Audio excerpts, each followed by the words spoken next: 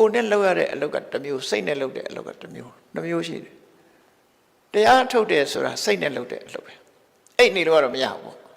စိတ်နဲ့စေတသိကဝိရိယလို့ခေါ်တယ်စိတ်နဲ့ကြိုးစားအထုတ်တယ်တရားထုတ်တာစိတ်အလုပ်ဆိုတာကိုသတိထားဖို့လိုတယ်နော်ငုတ်တုတ်ကြီးဘယ်နှနာရီထိုင်မယ်စိတ်ကတောင်ရောက်မြောက်ရောက်ဆိုရင်တရားမဟုတ်ဘူးအဲ့ဒါငုတ်တုတ်ကြီးတော့ထိုင်နေတယ်တနေ့ကုန်ထိုင်နေတယ်ငုတ်တုတ်ကြီးအိတ်နေတယ်နော်တရားမဟုတ်ဘူးစိတ်အခြေအနေပေါ်မှာပဲမူတည်ပြီးဆုံးဖြတ်ရမှာဖြစ်တယ်ဟုတ်ပြီသူတရားထိုင်နေတယ်တနာရီထိုင်နေ2နာရီထိုင်နေ9နာရီထိုင်နေတနေ့ကုန်ထိုင်နေစိတ်ထဲမှာဘာတွေဖြစ်နေသလဲအဲ့ဒါအဓိကဘာတွေလုံးနေသလဲကအဓိကပဲထိုင်နေတာအဓိကမဟုတ်ဘူးထိုင်တာကိုအဓိကတော့မထင်ကြလိမ့်နဲ့နော်အဲ့တော့စေတသိကဝိရိယဆိုတာဘယ်လိုဟာကိုခေါ်တာတော့ဆိုဒီအဆင့်ကိုမရောက်မချင်းငါကြိုးစားပဲဆိုတဲ့စိတ်အားတင်းတာစေတသိကဝိရိယလို့ခေါ်တယ်ဥပမာမဲ့ကိုယ့်ရင်ထဲနှလုံးထဲမှာလောဘဖြစ်လာတယ်တွန်းလှန်ဖယ်ရှားဖို့ကြိုးစားတယ်နောက်ထပ်မဖြစ်အောင်ကြိုးစားတယ်ဒါကြိုးစားမှုလို့ခေါ်တယ်ဒီကလူကချင်းတော့ငေါတို့ထိုင်နေတယ်လို့ပဲထင်ပါ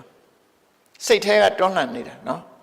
ဒေါသဖြစ်တာမဖြစ်အောင်ချုပ်တီးတယ်တွန်းလှန်တယ်ဖယ်ရှားတယ်မောဟဖြစ်တာမဖြစ်အောင်အသိပညာနဲ့ဆင်ခြင်စဉ်းစားတွန်းလှန်ဖယ်ရှားတယ်အဲ့ဒါအလုံးလုံးနေတာလို့ခေါ်တယ်နော်အလုံးလုံးနေတာခေါ်တယ်အဲ့ဒါလို့မဟုတ်ဘဲနဲ့လောဘဖြစ်ရင်လည်းသဘောကျတာလေးတွေ့ချိတ်ပြုံးပြုံးနေတယ်အဲ့ဒါပြင်းတယ်လို့ခေါ်တယ်သူကိုကြိုက်တာလေးတွေ့ပြုံးနေတယ်အေးဒေါသဖြစ်ပြီးတော့တယောက်တည်းနှုတ်ခမ်းဆူနေစိတ်ထဲကဒါလည်းပဲအလုံးလုံးတာမဟုတ်ဘူးဒေါသကိုလိုက်လျောပြီးတော့နေတာဖြစ်တယ်အလုံးဆိုတာဘာလဲလောဘဖြစ်လာရင်တွန်းလှန်ဖယ်ရှားမယ်ဒါအလုံးဒေါသဖြစ်လာရင်တွန်းလှန်ဖယ်ရှားမယ်ဒါအလုံးမောဟဖြစ်လာရင်တွန်းလှန်ဖယ်ရှားမယ်လောဘအတွေးတွေကိုခေါင်းထဲမှာမထားဘူးဒေါသနဲ့တွေးတဲ့အတွေးတွေခေါင်းထဲမထည့်ဘူးအဲ့ဒါတွေပေါ်လာရင်တွန်းလှန်ဖယ်ရှားတာဒါကြီးမားသောကြိုးစားအထောက်မှုလို့ခေါ်တယ်ကိုယ့်ရဲ့ယင်တဲ့နှလုံးထဲမှာမေတ္တာမဖြစ်သေးရင်မေတ္တာဖြစ်အောင်ကြိုးစားအထောက်တယ်အကျဉ်းတရားမရှိရင်ကျဉ်းတရားရှိအောင်ကြိုးစားအထောက်တယ်နော်ကိုယ့်ယင်ထဲကအကုသိုလ်မှန်သမျှရှင်းထုတ်ဖို့ကြိုးစားတယ်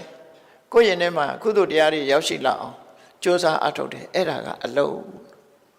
လောကလူတွေကအဲ့ဒါကိုအလုံးလို့မထင်ဘူးစေတဲ့သိကဝိဘယ်ဟာမှအလုံးတုံးဆိုရင်နေ့စဉ်နဲ့အမျှတခုတ်ခုတ်လုံးနေမှအလုံးလို့သူကထင်တယ်ကိုယ်နဲ့လောက်ရတဲ့အလုံးတွေအဲ့ဒါမလုပ်ဘူးလားဆိုအလုံးမဟုတ်ဘူးလားဆိုဟုတ်ပါတယ်နော်ဥပမာမဲ့အိမ်မှာတန်ရှင်းလုံးနေမယ်တခုတ်ခုတ်လုံးနေမယ်တဏီကုံဓာတွေကြီးပဲလုံးနေမယ်ဒါအလုံးမဟုတ်ဘူးလားဆိုဟုတ်တယ်အလုံးအဲ့ဒီအလုံးနဲ့ခုနကိုယ်ရင်ထဲမှာတန်ရှင်းလုံးနေတဲ့ပုဂ္ဂိုလ်အိမ်တန်ရှင်းလုံးနေတဲ့ပုဂ္ဂိုလ်တယောက်စလုံးဟာလုံးနေတာပဲရလာတဲ့အကျိုးမြတ်ကြအလွန်ကွာသွားတယ်အိမ်တန်ရှင်းလို့တဲ့ပုဂ္ဂိုလ်ကအိမ်တော့တန်ရှင်းသွားမှာပေါ့သို့တော့ယင်ထဲမှာသူ့အတွေးတွေလောဘအတွေးတွေဒေါသအတွေးတွေကတော့သူ့ယင်ထဲမှာတလပုံကြီးဖြစ်နေကောင်းစားမယ်ဆိုရင်ဘယ်သူကောင်းစားမလို့ဆိုယင်ထဲလောဘအတွေးတွေစိတ်တန်ရှင်းအောင်လုပ်တဲ့လူကကောင်းစားသွားတယ်နော်ဘာကြောင့်လဲဆိုရင်မြတ်စွာဘုရားဟောတာစိတ်ကိုအဓိကထားဟောတာ mind center teaching လူတွေဟာစိတ်ရုပ်စိတ်ပုတ်တွေမရှိရအောင်စိတ်ရုပ်စိတ်ပုတ်တွေကိုတန်ရှင်းအောင်ရှင်းထုတ်ပြရမယ်ဒီလိုပဲဟောတာ